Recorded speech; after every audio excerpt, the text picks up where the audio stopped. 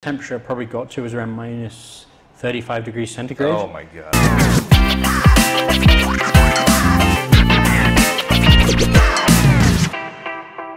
Hello, welcome. This is the Innovation Podcast. My name is William Naramore. I'm the CEO and founder of Borai Williams, a property development company here in Phnom Penh, Cambodia. And the Innovation Podcast, this is where we have deep dive discussions about with business leaders and managers across different industries about innovating in business and setting the pace in their sector and how business leaders keep an edge in their field. And today, our featured guest is Mr. Lawrence Lennon. Lawrence, welcome. Thank you. Glad you're here. Thanks for having me. Yeah, of course. Lawrence is the managing director of CBRE Cambodia. He's also the vice chair of Eurocham in the Real Estate and Construction Committee, which Borai Williams is also a part. CBRE, for those of you who don't know, is a world leader, over $31 billion in annual revenues, that's with a B. Over $7 billion of square feet of building space under management or optimization of the company. That's a lot. That's, I think, 630 million square meters, or something like that. So, for those of you who don't know feet, over 100,000, 115,000 employees worldwide. Massive. How many countries are you guys in now? Over 100. Over 100 countries. Goodness. Wide range of services from advisory to consulting to property management, sales, leasing, valuation, market research, so yeah, widespread of different services that CBRE is into. Some of the past roles that Lawrence has had is used to be a former manager at KPMG in Vietnam. Worked in real estate for many years now, Yes. over 10 years, well over 10 years. Has worked in Vietnam, Cambodia, Myanmar, UK. He worked in investment management, asset management, property valuation, and market research. So a wide range of expertise to bring to the podcast. So welcome. Thank you. Yeah, glad to have you here. An interesting point about you is that you also lived in Mongolia for 2 years. Correct, yes. Which I thought was very interesting. So I want to ask first to start, how cold does it actually get in Mongolia? It's freezing cold. Beyond freezing. Beyond freezing, yeah. So the coldest temperature I probably got to was around minus 35 degrees centigrade. Oh my God, yeah. Which is pretty cold. Yeah. But I would You say pour a glass of water out and it freezes before it hits the ground, you, right? you, So- you could get a cup of boiling water, throw it out of the window, and it turned to snow immediately. So, What was it like working in Mongolia? I mean, well, it was my first taste of frontier market real estate, and I cut my teeth. I learned a lot about the dynamics of frontier markets there. for frontier, you just mean developing countries that are... Correct. Yeah. Yeah. So when I arrived there, it was an intriguing time because it was just on the back of a real estate and mining boom. And mining boom. Yes. What do they mine in Mongolia? They mine everything under the sun. Oh, so really? everything ranging from copper, uranium, gold. Wow. It's a very resource-rich country. Okay. And a massive country, too. It's quite large. Correct. But with like only 3 million people in it. Yeah, 3.2 give or take, and you have a landmass similar to Western Europe. So Right. it's the least densely populated country on the planet. Oh, is it really? It's the least? Correct. Okay. Yeah. Huge country with small population. Yes, yeah. So a lot of agriculture as well, which is quite interesting, like livestock herding. They've got a big cashmere industry. Interesting. Yeah. And I learned a lot about the dynamics of supply and demand, as it were. So that's why you probably never stop hearing me talking about urban planning, zoning, and the enforcement of this zoning and planning here in Cambodia. Yeah. Because similar to here, capital city there was around 1.3 million people. Here we have around 2 to 3 million, That's right, depending yeah. on what statistic you look at. So the supply side of things expanded and grew very quickly there and reached a state of saturation. So you're saying zoning wasn't quite prepared for the growth there? And it was a total free market. Okay. So they were patch things up later, I guess. Kind of freewheeling capitalists. Interesting. So super interesting place to live and work. Yeah. One last point there is when I arrived, the people I worked with were able to pay off the apartment in a year or two from the yield alone. just Wow. just from sort of buying, renovating, leasing out to ADB workers, miners, all that sort of stuff. Yeah.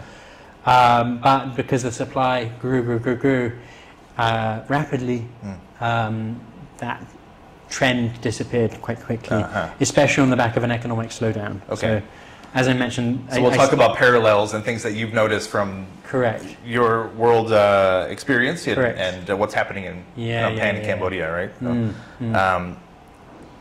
So anyway, could you maybe share a little bit more about your background, years in the industry, maybe some achievements you're proud of? Just a quick, from your viewpoint. So I gave a little bit of a overview, but from your viewpoint. Yeah. I mean, I've had a bit of a roller coaster of a career in many respects, and you know, I loved living and working in Myanmar, for instance, because I was there in a really interesting time between 2016 to 2019, which was a golden period where we saw a rush of foreign direct investment. People were setting the country opened, right? Exactly. Yeah, it was open. Yeah. So we saw a lot of. I worked on a lot of really interesting joint ventures relating to hospitality, to industrial projects. So ranging from valuing a chain of islands in the south of Myanmar that went to sort of establishing a joint venture. Hong Kong private equity guys going investing and buying chains of islands with a local group, to working with some of the biggest Japanese companies entering the market there to help them establish, again, joint ventures. So you worked with groups that bought islands? They established joint ventures. So you had the local guys that had the real estate, as it were, and you had the private equity guys going in and helping them maximize the return. So those are the sorts of interesting projects I worked on there. Some big deals. Right? Really enjoyed that sort of stuff. Amazing. Yeah. Fantastic. Yeah, I mean, so talking about your industry, our industry is, but you have a different take on it. But what are the biggest recent shifts and changes that you've seen in your industry, in the market, and how are you adapting? Is kind of the big question. What are you guys doing to adapt at CBRE? So, as I keep on talking about supply, I keep on talking about demand. I think number one, it's important to highlight that not all projects are built equally and the same. So I think pretty critical for me to highlight that. That's right. Yeah. But the analogy I love to use is that of the office market. So in 2019, we had 500,000 square meters of office space in Phnom Penh. Available. Okay. Average occupancy was 90% there. This year, we're looking at around 1 million square meters of office space with an average occupancy of around 65%. Whoa. By the end of this year, we're looking at around an additional 200,000 square meters in the market. For reference, the Ho Chi Minh City Grade A and Grade B supplies around 1.4 million square meters. Yeah.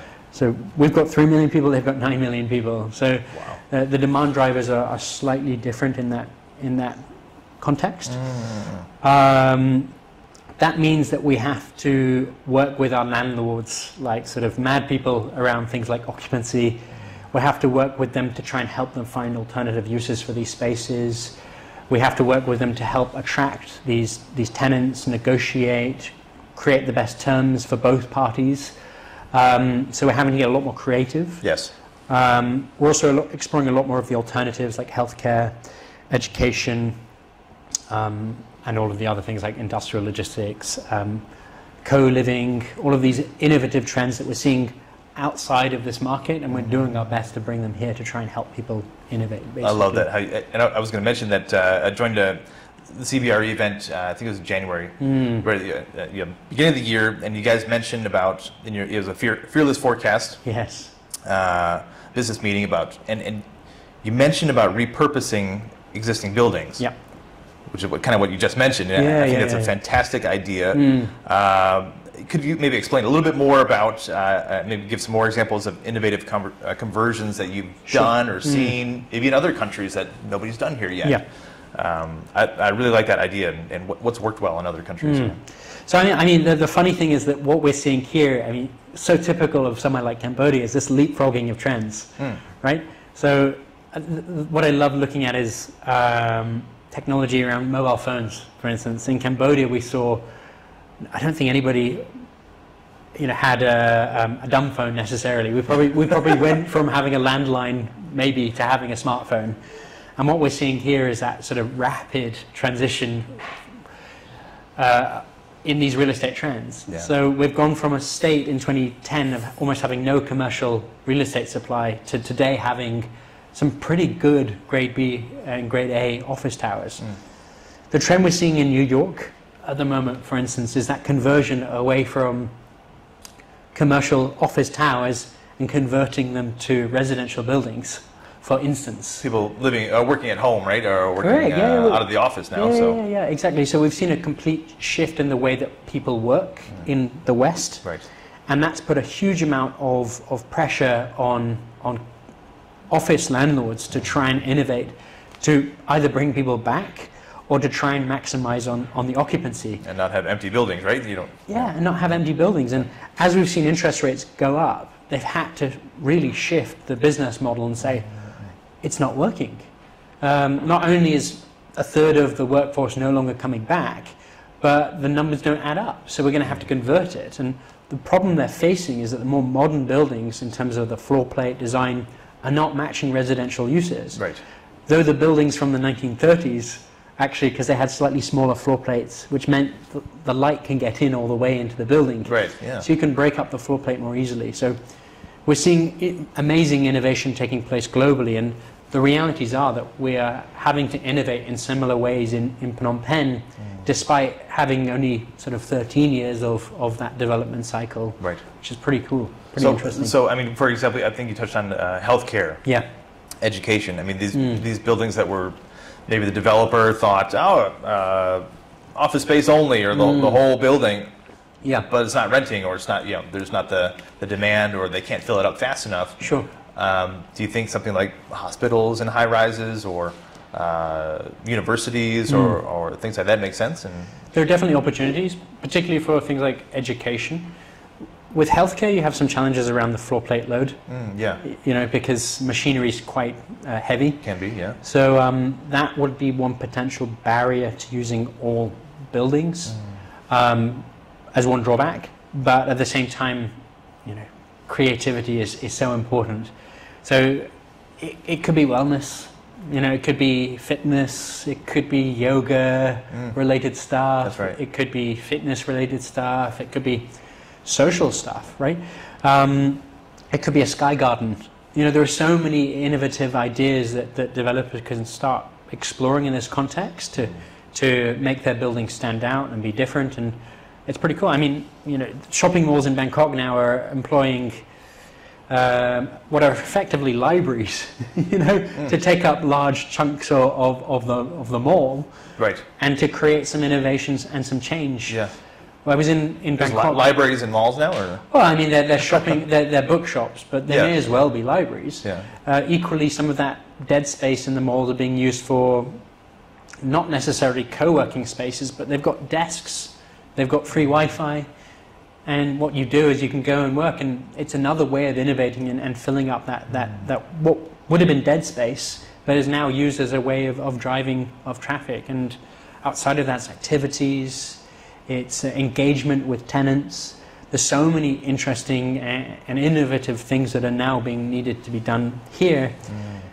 And the reality is that those things that we're facing now are challenges that New York, Manhattan sort of landlords are facing, Yeah, that's right. and Ho Chi Minh City landlords are facing, and Singapore landlords are facing. So there's even more need for that innovation and creativity here. And we're doing our best to advise our clients on those Existing clients areas. say, hey, maybe you should Yeah. think about this. Maybe Yeah, there's an yeah, yeah. opportunity for. And simple as, I've sent clients over to Bangkok, I've sent clients over to Saigon, I've sent clients up to Hanoi to explore and study things Right. with our colleagues over there. So Let them see it firsthand, right? Go, exactly, hey, yeah. neighbor, right? They're Exactly. doing this. Maybe that can work for yeah, you. yeah. Exactly. So we're doing our best to, just create that value for our clients, and seeing is believing in just as much as anything. That's right. So Yeah. we're doing our I like best to that. educate and support. That's basically. fantastic. Yeah. I kind of connected to that. Roy Williams were on the west side of Phnom Penh, Yeah. right by the new highway. So Cambodia has a new highway, Yeah, our it's first amazing. highway. It's amazing. Yeah. So it's that's a huge step for us. Yeah. I think everybody that's driven on it is like, wow, I can be Yeah. at the beach in 2 hours. Yeah. It opens up a whole lot, and it actually opens up whole brand new categories of real estate Sure. that they're not new in the world, but Yeah. they're new to Cambodia. Yeah. Never existed here before. For example, rest stop. Yeah. What's a rest stop? Nobody knew what a rest stop was before. The highway. So now there's a highway. Oh, there's places to rest along the way. Gas up your car, and there's retail. A lot of, I think that you guys probably have some clients that Sure. maybe own some of those. Yeah. There's billboard space. There's advertising space, which is real estate too. Yeah. There's advertising space along the toll booths. Yeah. So things that never really existed before are now a thing. So even the new places close to the exits, like Kirirom. Yeah. Kirirom is now maybe a 40-minute drive. Yeah. So it makes it way more attractive for especially city dwellers, and maybe you want to buy a vacation home or something like that.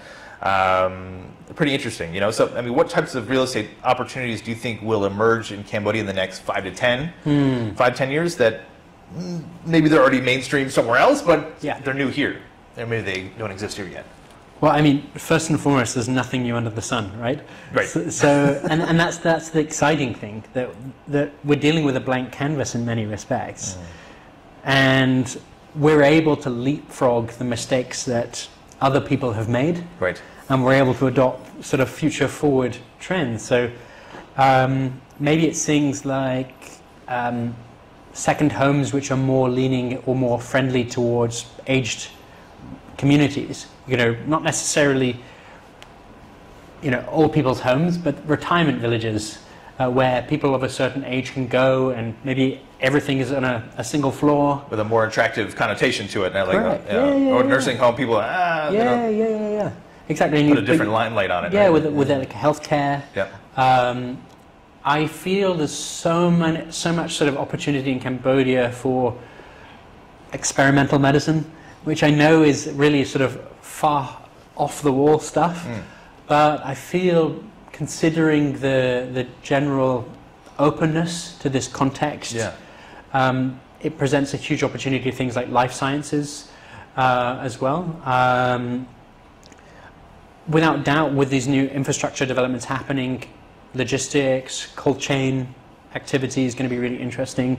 Every time I meet anybody that is in any position of influence, I say, how about we have an off-peak rate for light trucks on the expressway from midnight to 5 a.m. Yeah. And that would be something that would help increase the usage of the highway. Right. But on the flip side, help generate more revenue. Just light trucks. I'm putting it out to the world because I'm hoping somebody listening to this podcast is listening. It's not going to put too much pressure on the road surface, right? But allow us to maximize things. Because every time I've driven on, I haven't really seen any semi trucks or big lorries or. It's because it's too expensive from a logistics standpoint, from my understanding. So I just do my best to put good ideas into the world, or at least ideas I think are good, and I hope somebody's listening. And you never know. I think most of the big truckers drive at night anyway. Probably, yeah. Right? I think they drive at night anyway. But you don't even need to do big trucks. But you could do sort of like lighter, cold, storage trucks, something like that. That's right. Maybe higher value produce, and it would allow the road to be more productive. That's just a small sort of side note, but the list just goes on and on and on. I can't wait to see more agro-industrial activity taking place. Yeah. I loved seeing the headlines coming out of the government's recent trip to Australia. They were meeting with agro giants, basically. Yeah, they are. And I saw this headline today about organic rice production. Cambodia has the potential to be a breadbasket of Southeast Asia. And I just feel that at the moment there are some amazing, pun intended, low-hanging fruit opportunities for us to capture value, add value to produce. And I think there just needs to be a few small increments, a few small changes to the way that things are done that could reap huge benefits to Cambodia's economy and Cambodia's people by default. That's right.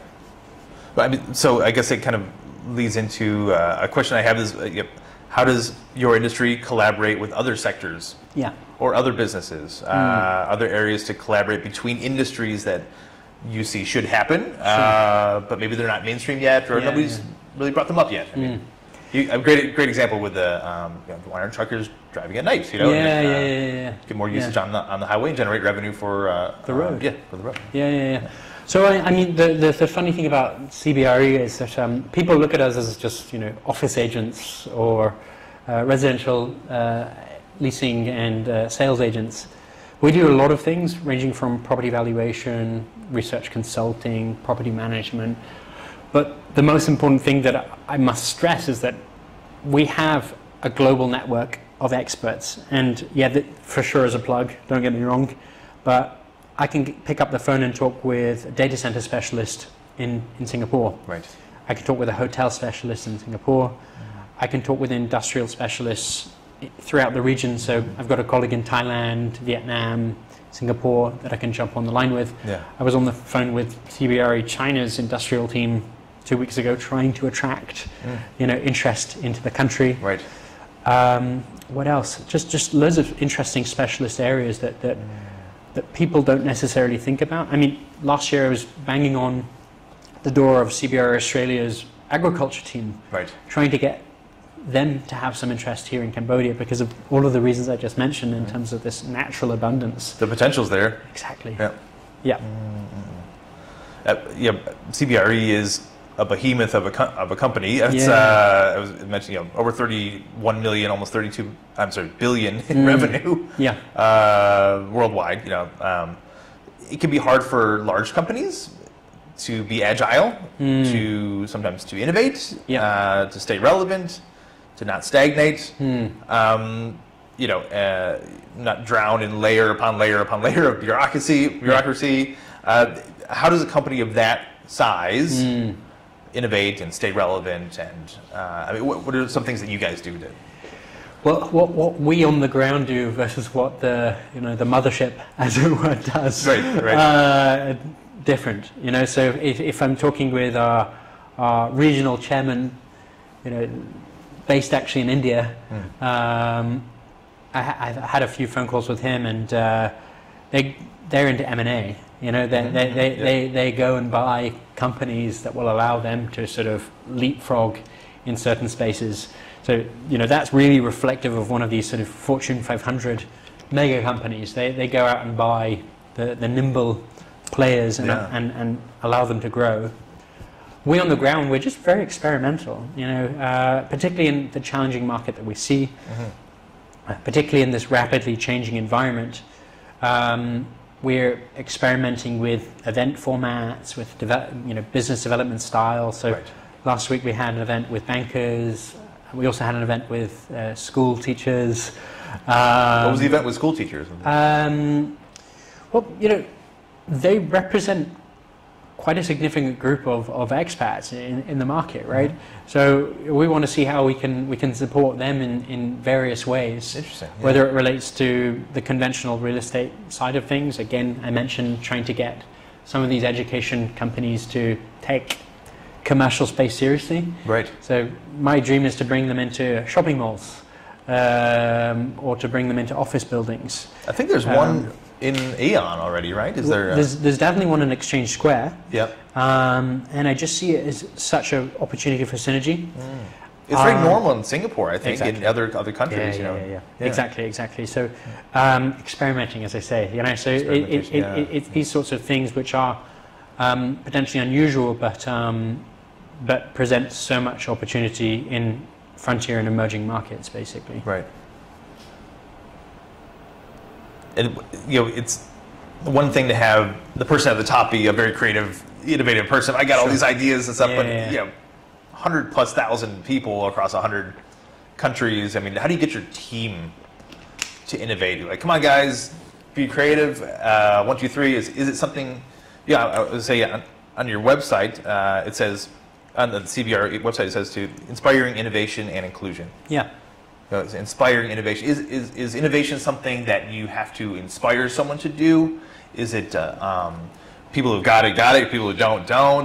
Is it a learned skill? I mean, what is this innovation thing, and how do you get it into your people and into the DNA of your team?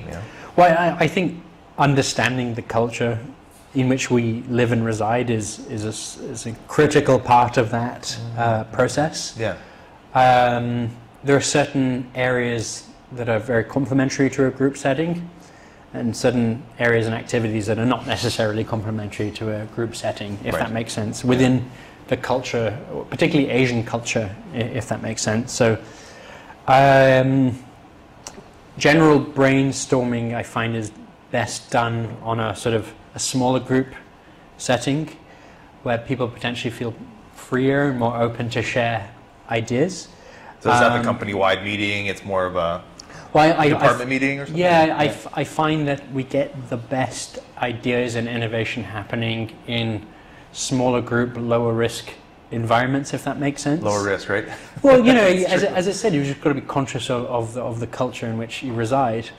And how many staff at CBRE? We've got 100 in Cambodia. So if somebody, I got an idea, but they're in front of 100 people, probably less likely, right? Instead of a group of 5, right? I mean, Cambodian culture aside, you know, even myself standing in front of 100 people can be intimidating, right? Yeah. Me standing in front of 1,000 people can be intimidating. Yes, you right? can. Yeah. So I just find that you get more ideas and free flow of concepts and innovation in a room where we've got maybe 3 to 5 people. And we've got the whiteboard in front of us, and we say, what is the challenge we face this week? What is the challenge we face this month? What is the challenge we face this year? And no idea is wrong. And I think this is really the best way of finding ideas. Outside of that, like, I read a lot, and I love podcasts. Good. You know, this is probably my first time on a podcast. But, okay. Well, welcome. but I love like Lex Fridman, Andrew Huberman, Tim Ferriss, Joe Rogan. You know, as I'm sure most, at least. We don't have any cigars here like Joe Rogan. I turned up. I was like, where's the whiskey? Come on. but you know.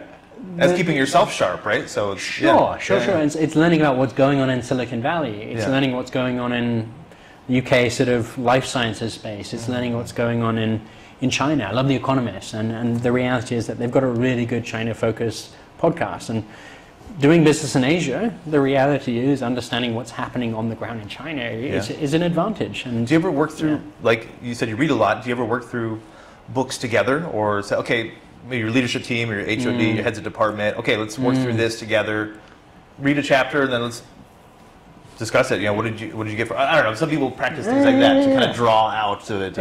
It's a nice idea, and it reminds me. I again, there was a really great podcast with Jeff Bezos. I was listening to around 3 weeks ago.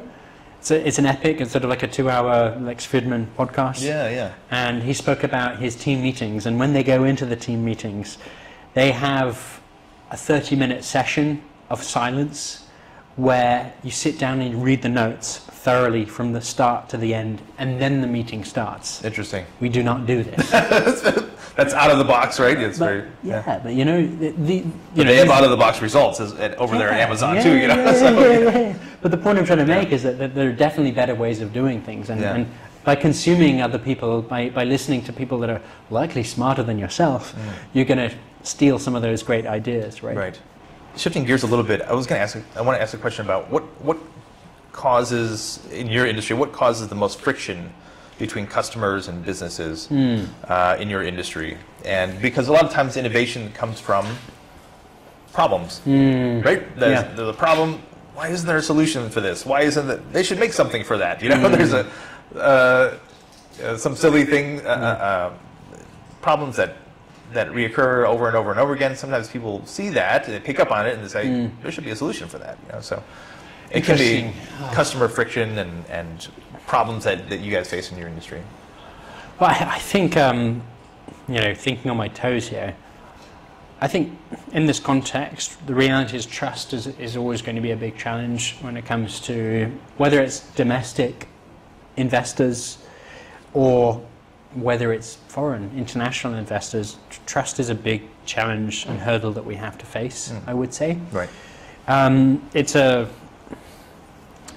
something we've inherited in this context, I guess, because of the complexity of history. And I think that is a major challenge when it comes to talking with foreign investors looking to enter the country. That's an interesting point, yeah. I would say. So, for example, healthcare. I mean, healthcare is one of the, it's a huge industry that's really struggled with trust. There's some great doctors out there, and things are getting better and better and better all the time, but how do you, that's a big hurdle for them, for anybody in the healthcare industry right now to overcome that. If people have a mindset like, oh, healthcare is this and that in Cambodia, but may not be the reality, you know, trust is a huge factor. Yeah. That's a big part. Well, I mean, specifically in healthcare, that just creates a huge opportunity for, you know, Thai healthcare providers, for instance, to come in. So, again, one of my favorite projects in Myanmar was working with a Thai hospital joint venture, working with a local real estate developer to establish a joint venture. Sure.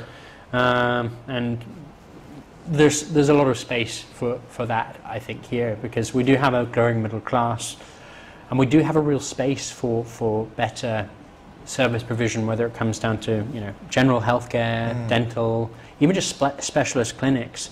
I think there is huge space for that type of innovation in the market. That's right. In our border, we're looking for healthcare partners. Okay. You know, we have space allocated for a clinic, healthcare clinic, and it won't be a massive, huge hospital, but it'll be a good, local clinic, and searching for good partners, you know, and good to know. We'll do our best to help you find one. Fantastic. All right. For me and my team, you know, we always talk, how can we be better? How can we be different? You know, being better and different. And you know, what are you guys? What is CBRE doing for your customer experience and crafting that customer experience that's better and different than other businesses in your sector? Is there anything particular that you can share that's not under lock and key, I guess? Or it's an interesting question. You know, and trying to avoid the cliches is pretty tough.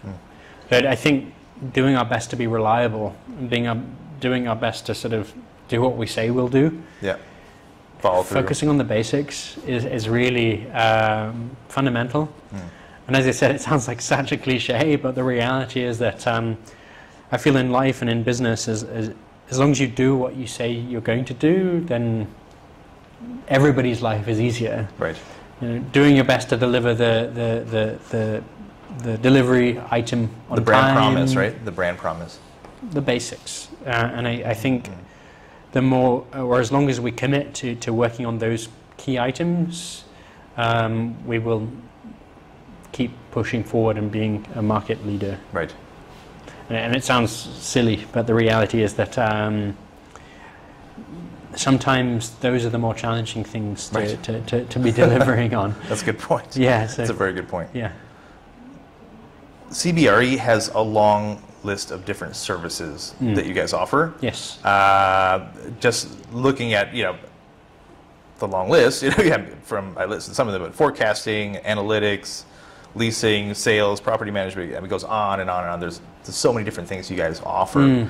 And so I guess the question I have is about adding a new brand extension, a new product line, a new service line, and maybe a quick reaction as a CEO, a director saying, hey, opportunity here, you know, new and shiny over here. We don't have this over here yet, you know, and adding another product line, adding another service line, you know, as a CEO that can be reactionary, where sometimes, kind of relating back, you know, it's better to focus on your bread and butter, double down on your foundation, double down on your core product. You know, so I mean, just adding another revenue stream or adding another product line or something like that doesn't actually mean you're innovating. You know, it doesn't mean you have something better and different or new, you know, that's going to totally dominate the market. It just means you're adding another extension, which I'm not saying is bad. Yeah. Right. I'm not saying it's bad. You know, but when does an executive know when to double down on improving your core product, as opposed to when to extend the brand, when to add a new product line, when to add a new service lineup? How do you approach that? What do the numbers say? Simple as, you know. Which you guys are great at doing, by the way. Your research is It's very helpful to lots of other organizations. Yeah, sure. So, that's a good answer. Yeah. I mean, I really pride myself on those publications because, I mean, I came here for the first time in 2019, flying in from Vietnam for a project, and I did my reading of the CBRE Market Update. I was working for KPMG at the time, but it was a great resource to understand the real estate space here in Cambodia. But just coming back to what you're saying, it's all about the numbers. You know, what do the inquiries say? What does the potential revenue look like? Right. What are the costs of establishing that business line look like? It's all about those numbers, really. Right. Yeah. It's not necessarily innovation, though, like coming up with something new, maybe new for the company, but not necessarily a new innovative product or service in the market space. Yeah, as I said, I would try and sort of understand the fundamental drivers. What's the size of the market? Who are the competitors? What are they offering? What are they good at? What are they not good at? It's really the fundamental stuff that I would focus on. I'll give you an example from our side. We've looked at concrete. You know, we use a lot of concrete building our homes. We've looked at starting our own batching plant, and we say, wow, there could be a great cost savings there if we mix our own concrete ourselves. Then we could save 30%, 40% on concrete. We use lots of it. Wow, that makes sense. But in the off time, or when you're not pouring concrete, you need to be selling out to the market, right? Yeah. So what makes your concrete unique and special and differentiated than the next concrete guy? So we couldn't really put our finger on that. So we said, maybe it's not for us, because we want to be an innovative brand and be better and different and have a very differentiated strategy, not just a me too. So instead of just adding another product line or something like that, then I think there has to be a lot more thought into it. And, definitely. Coupled with good analysis of the numbers, right? Do the numbers make sense? Yeah. I'll throw out one more question here. Is, in the construction industry, we're one of the slowest to adapt new things. Yeah. Surprisingly, even though there's a lot of very interesting, new, innovative things out there, we're actually one of the slowest to adopt new ways of doing things that may be better, faster, waste less, so on and so forth. Some of these factors include, people think, the design's too different, it's too out there, or maybe the government has never approved permits for this new material yet. 3D printing doesn't exist here yet. Nobody's done it. Maybe you can't find construction workers to build with a new material that you want to try. So I think there's definitely factors that can. Maybe the leader of the organization wants to innovate. Hey, let's do this. It's something new and different. But there's a lot of roadblocks along the way. So how do innovators or leaders of their organizations, managers, CEOs, so on and so forth, kind of break through those roadblocks to bring new ideas to market? The leader may have a fantastic idea. This is going to change everything. But there's roadblock A, B, C, D, E, F, G. I mean, you read any business book, it's all about the implementation, right? That's the ultimate challenge in execution, all, right? Yeah. You can have the best idea in the world, but if you can't execute, then what does it matter? That's a good point. Yeah. So I would say, I guess, planning is going to be critical. Thinking about each of those steps, timeframes, costs, who's in charge of what, delegation, and if you don't have those resources in-house, who can you work with to collaborate to allow you to reach that goal? Because it doesn't necessarily have to be the in-house resource, right? That's true. Yeah. That's true. So the realities are that there's usually going to be a way to achieve that goal, one way or another. But as I said, the key is going to be how what's your plan and how are you going to implement it actually? Yeah, that's right. Yeah. Last question, I promise. In other countries like U.S., Singapore, there's many buildings that are built on leased land. Units such as condos, they're sold in those buildings. Yeah. But it's on land that has a lease agreement. Sure. And people buy them all day long without a care in the world, right? No worries. It's quite common, right? Why is that still a big concern here for potential buyers, and what can be done to change that mindset? to open up more partnership opportunities. I mean, maybe for a developer, maybe that's a great solution. Like, we can partner or lease the land instead of having a huge outlay of cash to buy. Yeah. Why is that still a big obstacle in the mindset of local buyers? So there are so many ways to segment and understand that dynamic. First and foremost, it just comes down to market norms, cultures, just as much as anything. Yes. Being the unique creature I am, having worked in Myanmar, Vietnam, and here in Cambodia, there's a lot of similar investment styles which relate to culture, history, and instability. Yes.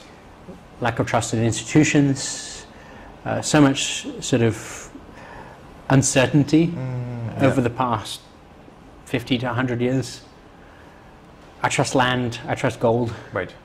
And the realities are that people in Indochina don't necessarily have that many investment options. So land and gold and tangible things have often been the investment vehicle of choice because they're reliable, they're tangible, and they're understandable. Right. So that's probably factor number one. Factor number two, in terms of the sort of the Singapores of the world, they operate under quite different dynamics. So they have complex capital markets, number one, so access to finance and sort of fairly complex legal structures allow people to understand the fundamentals of an investment fairly well. Right. Through sort of high transparency, high trust. Number two. Yeah. Number three is supply and demand, as I keep mentioning. Singapore is probably going to be one of the highest regulated real estate markets on the planet. Oh, sure. I would anticipate. So in a situation where I've got a plot of land and the height is determined within a specific area, the building coverage in terms of how much building footprint I can put on the land is determined. The ratio, the FAR is determined. So how much GFA I can actually get on the land is determined. Potentially the population allowance is determined. The parking requirement is determined. Very granular. Very granular. Detailed regulations. Exactly. So when you've got a restriction in supply within a specific context, it means that you can gauge and fully understand what your return is within the specific period of that long-term lease. Right, yeah. And that's why in a place like Singapore, maybe a 50-year long-term lease, it can be very clearly determined. Got it. I've got my internal rate of return of 20%, or my return on capital of XYZ. And they're going to be pretty spot on projections, right? I mean, absolutely. Because I know that within that district there's not going to be another hotel that gets a permit for the next decade, give or take, because there are very clear restrictions in place. The information is very transparent and open, right? And exactly. So contextually speaking, that's why I'm obsessed with zoning, planning, and the enforcement of that, because I feel that is the elixir, as it were, to resolving some of the challenges that we face here. And that's why I continually nag, whisper, whatever you want to say, scream from the rooftops, literally and figuratively. Let's try and reduce the supply in certain spaces and certain areas. Let's make sure that the buildings that we are building are sensible, that there is demand for them, that the design is great. And from there, things will follow.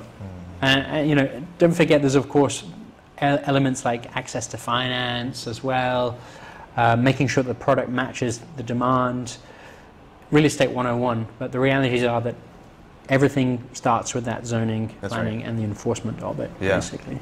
Any other really interesting models that you see that could work here or should work here? That that's about building on leased land, but it's. Fantastic details of why that hasn't really happened here yet. Sure. But any other interesting models that you've seen that Yeah, sure. I mean, don't forget, it's a yet.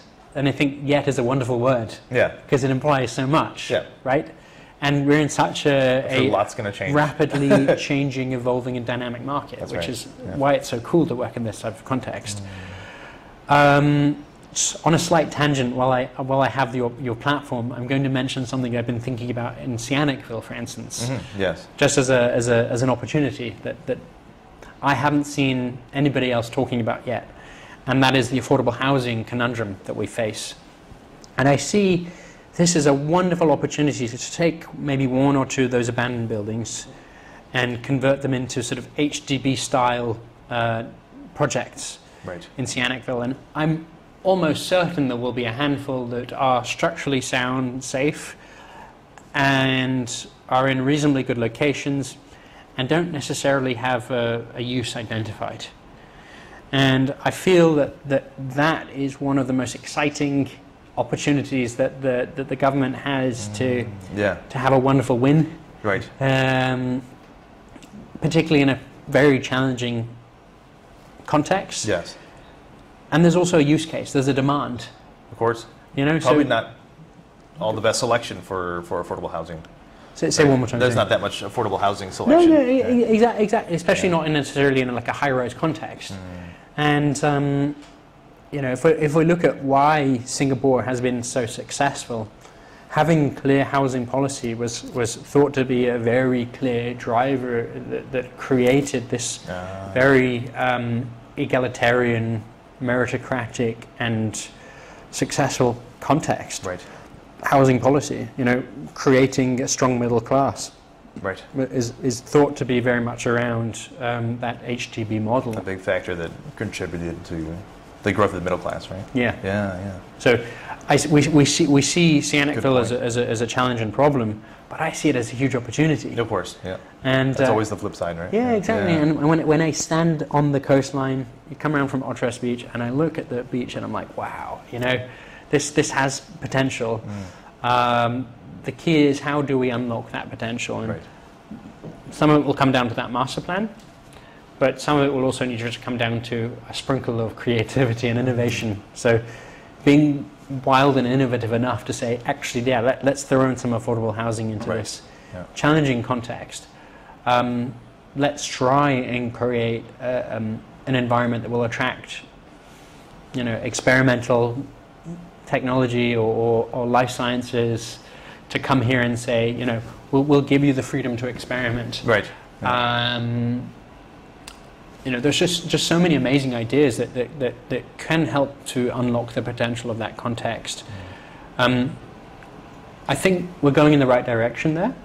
And one last thing I'll point out around Cyanicville is that I hope that the developers travel as much as possible.